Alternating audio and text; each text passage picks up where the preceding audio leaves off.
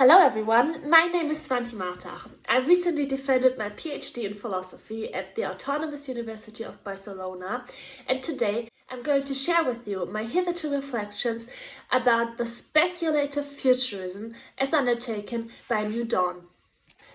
First, I will provide an introduction into speculative philosophies in both their methods and ontologies. Afterwards, I will deal with futures as prehended by the Arts and Theories Querying Project of New Dawn. Of these, I selected 3 in order to discuss them in more detail. I will conclude with a brief summary. So let's get started. Understood in its ordinary sense, a speculation could appear as opposed to method, if we understand thereby the critical and analytical philosophy. But indeed, speculation is a method of doing philosophy that was re-enlivened in the first half of the 20th century, for instance, by such personages as Whitehead or Bergson. Today, I can see 4 schools as emerging in this hereditary line: speculative realism, object-oriented ontology, new materialism, and speculative narration. In my contribution, I will try to build on each of them equally. The speculative method consists of engaging in the literary, the artistic, the poetic, the narrative, even the mystical as a manner of doing philosophy. Indeed, there is a dispute going on about denoting this method as metaphorical. De Laguna speaks up in favor of it, whereas Bergson, Deleuze and Braidotti all prefer to denote this method as fabulation or figuration. Complementing conventional philosophies is held as necessary because it is claimed that logic alone cannot encompass reality. Indeed, there are aspects of reality that readily lend themselves to become conceived and conceptualized. In a Heideggerian manner, these could be named vorhanden, present at hand. But apart thereof, there also are aspects of reality existent that withdraw from us grasping them. I like to name these minorities of perception. These are aspects of reality that so far remained in the margins of perception as conceptualized.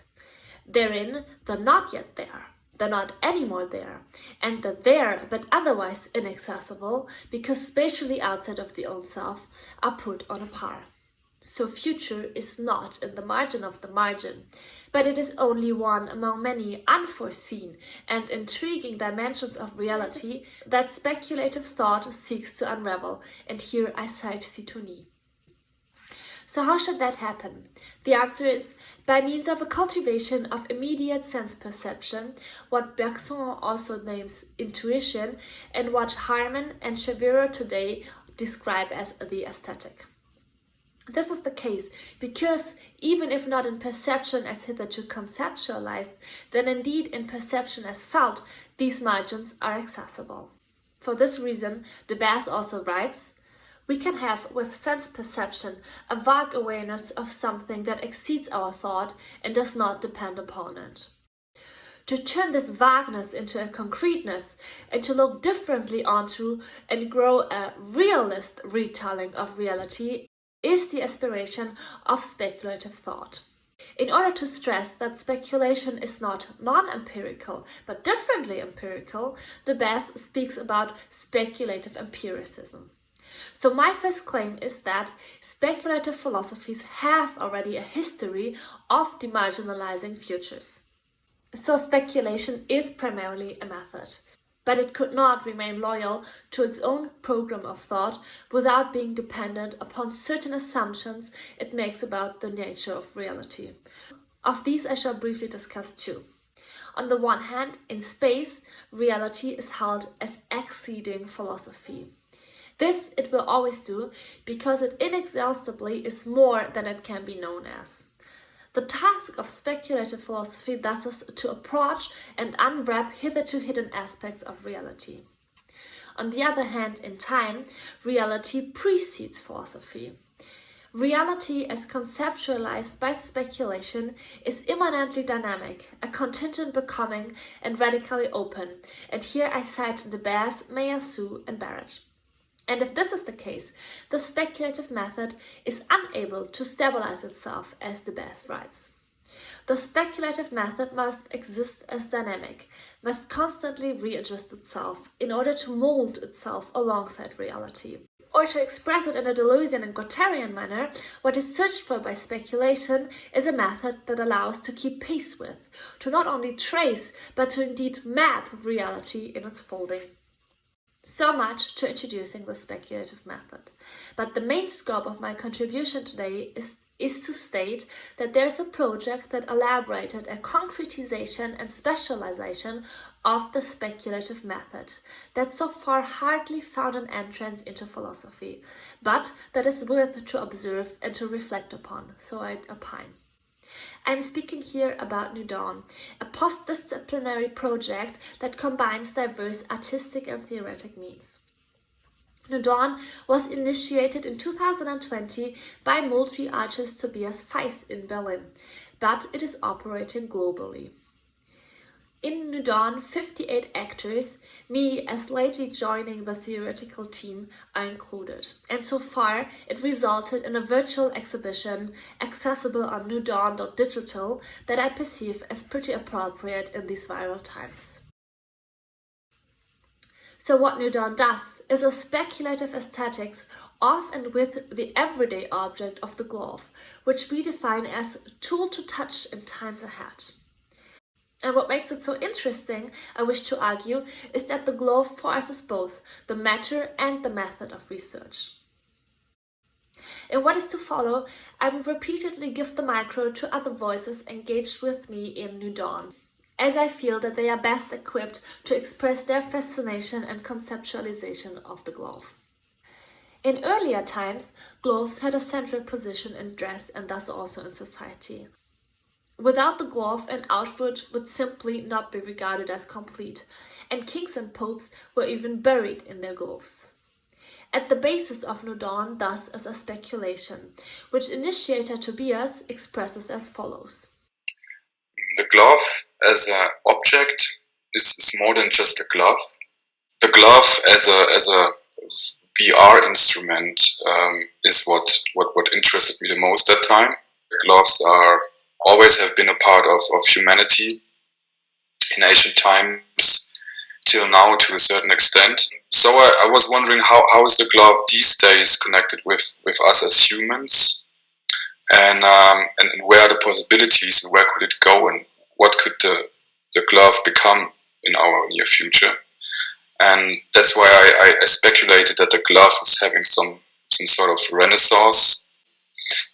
And that's why I gathered around 60 people around this project to work on a speculative future around that topic from all different areas, such as dance, arts, visual arts, CGI, photography, and so on. And with New Dawn, we wanted to explore how the glove in a daily environment already affects us in a certain way without us actually knowing. With New Dawn, we also wanted to think how the glove in a future world will affect those actions we already do, and how they will affect humanity and how they will affect our world. So gloves have never been solely an adornment, a decorum, or jewelry, but gloves have always been strategic devices that are pretty powerful when, or precisely when not put to work in the right moments and manners. An instance of how the glove was instrumentalized can be found in Friedrich Schiller's ballad Der Handschuh, the Glove. This ballad depicts the scenery of an animal fight. A lady throws her glove into the arena in between the lions and asks an admiring knight to pick it up for her as a sign of his love. The knight calmly does so and hence is celebrated. But to the shock of the crowd, he throws the glove into the lady's face and abandons her in that precise move. So what I think becomes pretty evident here is that the glove never is only a matter, but is always also a method that here becomes applied by both the lady and the knight. For us, gloves are never solely metaphors, but in a Whiteheadian manner, they are our methods for actualizing timely speculations. As such, New Dawn's gloves are not pretensions. They do not envision the future, which would be pretty conventional. But I claim that they rather are Whiteheadian prehensions. They actualize, they make manifest and graspable, already materializing and thus real futures. And this leads me to my second claim. The glove is a vector of becoming. If you will, the glove is a time machine. 3 of New Dawn's prehensions will be elicited in what is to follow. The human becoming glove, the shoving of the gloving, and the glove as fueling speculations. The glove is the point of concrescence of a human becoming material, here cables, silver, silicone or rubber, and of a material becoming human in its acquiring of agency. For the human, the glove is the method par excellence, a primary tool as we engage with glove tools in order to engage with other and hence secondary tools. Vice versa, when wearing gloves and indeed garments in general, we are already cyborgs, as we are enriched by the capacities of the glove. And this is a fact that Smith and product designer Johanna Gauder actualizes in her jewelry glove. Johanna's glove appears as made out of cables that are extracted from a computer. These cables are fixated several times to each finger and with a broad bracelet also to the wrist. Johanna here depicts a technological human, a homo faber. What I wanted to create was less a glove than a true object for the hands. The human hand is a marionette of technology. It is steered in its becoming. Especially the bracelet sets its direction, as the hand engaged therein can only point to a unary straightforwards. This being inhibited by a bracelet is a feeling most of us can recall. By reminding us thereof, I claim that Johanna's glove makes us sensually aware of a vector on which we are moving. What a glove basically is an opportunity to become. In just one move, we can place our original hands with another cyborg hand, and just as easy are we able to replace a cyborg hand with another. Depending on the glove we engage with, we are another, or we make different decisions. I'm never consistent. To realize and dive into this being determined by the glove is what for me means to take on a speculative position. Today, humanity wallows in a richness of gloves. For every other task, there's a glove at hand. There's a cleaning glove, a gardening glove, a horse riding glove, a goalkeeping glove, a welding glove, a smithing glove, and many more. With every new glove we wear, the actions we are capable of and the forms of living we can realize are multiplied. This is a fact that is taken up by New Dawn, for instance in the shock absorber glove made by David Padilla. By implication of its name, Padillas' glove enables me to touch electric surfaces. But looking at it, it appears as if the drugs I took reappear on my skin's surface. The glove makes them visible for and surrenders me as the subject to the onlooker's judgments. This indeed can be helpful in case of a benevolent medicinal gaze, but just as well can it be detrimental, for instance in case of a juridical gaze. So combining now the name and the look of Padillas' glove, we can say that the drugs themselves are the shocks that the glove absorbs for me. Padillas' glove hence is a tool that enables me to take drugs without being affected by them. This can be rescuing in times of compulsion, but just as well does it lead towards ignorance, even anesthesia, as both the non-feeling and the non-aesthetic. As such, Padillas' glove sings the song of a fatal freedom. Padilla here actualizes a vector of becoming that is pretty present, I claim, in times of increasing resistance to antibiotics, as well as indeed ongoing COVID vaccination campaigns. This purposefulness of the singular glove could be read as a flaw in the glove's capacity to depict the human becoming in an encompassing manner. But in New Dawn, we hold that this only reveals the versatility of the concept glove and its readiness to enmesh with the hand. As Hong Wei Tang expresses it, the question inherent in the gloving practice is, what are my hands capable of, after all? gloves can allow to specialize. They can create attention. But this often leads to a halt, a paralyzation, an image. In order to allow us to become, gloves thus must rather act as concealing devices. Gloves protect us from the rigor of reality, of which the heat, the collision, the determination of our destiny or identity are just some manifestations. So how do they do that? Gloves are elusively equalizing. Instead of expressing individuality, gloves often rather represent the collective mass, the norm. They are the Heideggerian man pressed into form. I can slip the glove over my hand and my hand into the glove, and in this move submerge within the non-identical multiplicity. In this vein, the glove indeed is a pretension, namely a misleading into a non-existent and thus illusory standard. So the glove has the agency to create an agency. It equips us with the power to withdraw.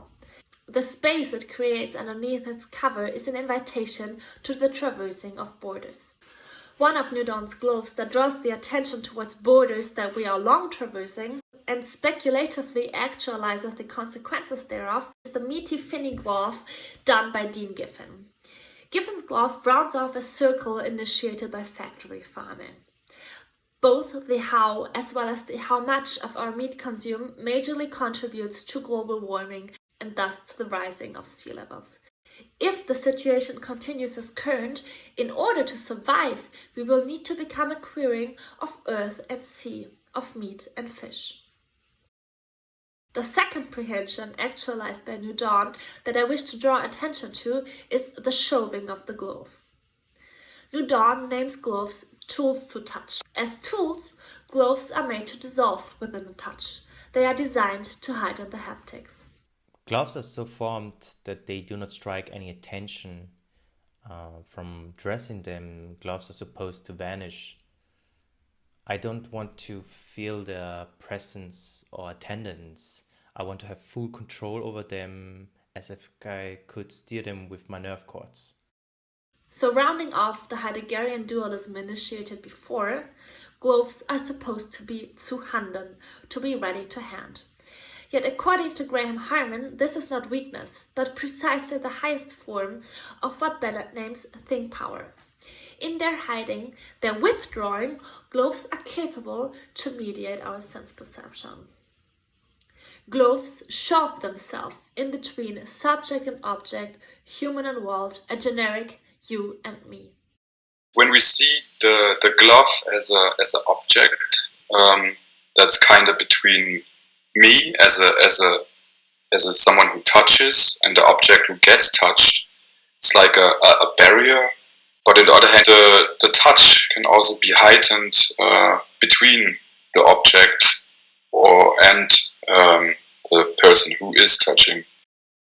Even if the glove is a layer only, in line with Harman as I cited him already above, the thinner the glove's layer is, the more effective is its becoming.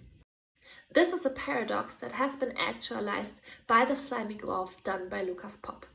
So when New Dawn denotes gloves as tools to touch, they certainly do not intend to downgrade them to mere devices, instruments for touching, but what they seek to express rather is that gloves are determinants of the touch. Heidegger wrote, and here I cite him deliberately in German, daher muss Vorhandenes wie Handschuhe zum Beispiel die Bewegungen der Hände mitmachen. In English, this could be read as objects that are ready to hand, such as, for instance, gloves, need to mitmachen the movements of the hands. In a typical Heideggerian manner, this can be understood in a twofold way. On the one hand, Heidegger can be read here as claiming that gloves need to follow the movement of the hand, whereby they represent a human empowerment.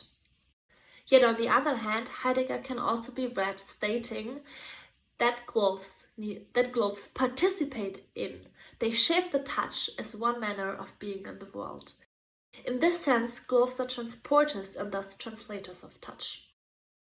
And this leads me to my third claim, whereby I lean on a distinction made by Isabel Stengers. Gloves transport the touch towards not probable, not obvious, but indeed to possible futures. There's not a hand and a glove, but a glove/hand, a gloving hand and a hand in glove, even a glance and a hove. And I'm linguistically working myself here towards the entangled becoming that materializes in and shall be denoted here as the gloving. So what could be possible futures of the gloving? I claim that they consist precisely in the singular, purposeful multiplicity of gloves. And this is an issue that Paola Pinna takes up in her glove. Paola's glove appears as referring to the trend that reappears every other year in fashion to polish every fingernail in another color. In Paola's glove, the polish has spilled over the nail and covers the entire finger. Even if, instead of colors, she uses patterns imprinted into the glove's texture, this only stresses that the glove and the hand cannot be disentangled from each other.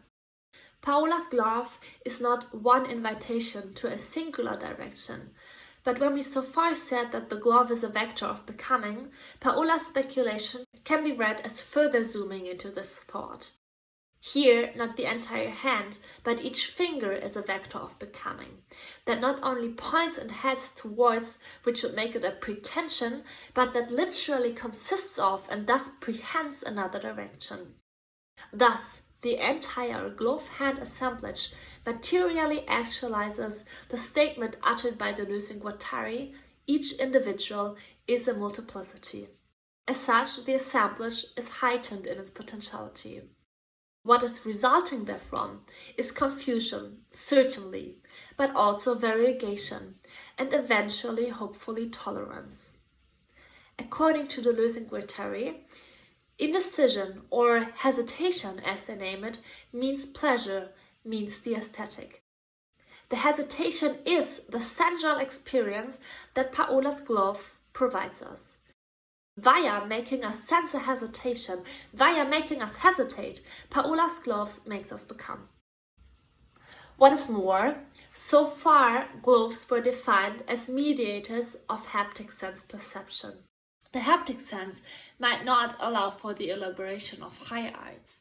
Indeed, not only Plato defined beauty as that what pleases to the senses of hearing and sight only. Thereby he reveals that the haptic has long been scorned as a crude access to the world. Yet in contrast thereto, Nudon puts a focus on the crucial importance that the haptic has for our fundamental connection to the world and therewith for our human existence. In so claiming, they find an ally in Merleau-Ponty, who already defined the habitual as a knowledge in the hands. So when gloves are mediators of the immediate, the habitual, the aesthetic experience, and when the latter is the port of access to the minorities of perception, which is what the speculative method wishes to detect, and which precisely by means of withdrawing have the chance to develop into majorities of reality, then this leads me to my fourth claim, namely, gloves are able to enhance and to diversify the speculative method. So cultivating our engagement with gloves can be a method to deepen the method of speculation. So let me conclude. Nudon speculates future scenarios of human glove entanglements. The selection of the glove as a matter/method of research is not accidental, but has been done with care. As an everyday object, the glove is made to hide in the haptics, and thereby initiates a multitude of becomings. 3 of them I discussed here. The becoming of the human as gloved and gloving being, the becoming of the glove itself as a tool and even a method, and the becoming of the central experience of the touch as a rudimentary and thus possibly aesthetic contact. However, Nudon does not simply disclose the becomings enabled by the gloving, because then it would run the risk of interrupting the latter. It would intervene in the timely affairs and take part in the determining of futures. But what New Dawn does, and what it found an effective manner of doing for, so I wish to claim, is to not excavate the treasure of the vectors it detected, but to rather treasure the treacherous becomings immanent to and exerted in the glowing as a vector of becoming that hitherto received only minor attention. New Dawn achieves to maintain but to clandestinely observe the vectors of becoming as they materialize, so to speak, in vivo rather than in vitro. Thereby they accomplish a true mapping of reality and not only a tracing. New Dawn demystifies the future without taming it. Taming it would mean to reinscribe the possibles opened up by the multitude of gloves into the linearity as which time so often is understood. The result thereof would be that only probables are allowed to actualize and no room would be provided for possibles. This indeed is the movement that New Dawn works against. It rather seeks to make us aware of the richness of the possibles that are existent, and it often does so by even monsterizing the future. Thereby, I do not wish to state that New Dawn turns the future into a monster, but rather that it respects the future as the monster that it is. New Dawn speculatively prehends and does not anticipatorily pretend futures. Thereby, it actualizes already ongoing glowing vectors. Eventually, I decided to choose the soft, the flexible, the open as a better representation of a future cloth than the stiff and rigid.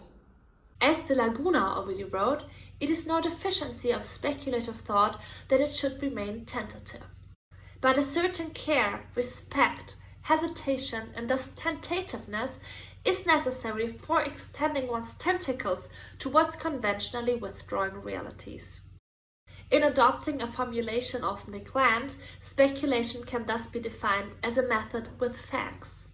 If you allow me, I would like to complete with another quote by Grace de Laguna.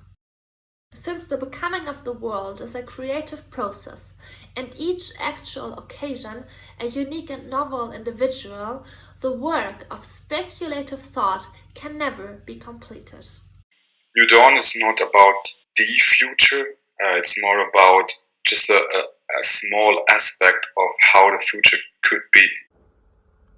I do not really believe that in the future gloves will look like mine. Thank you for your attention, and I'm looking very much forward to your tensions.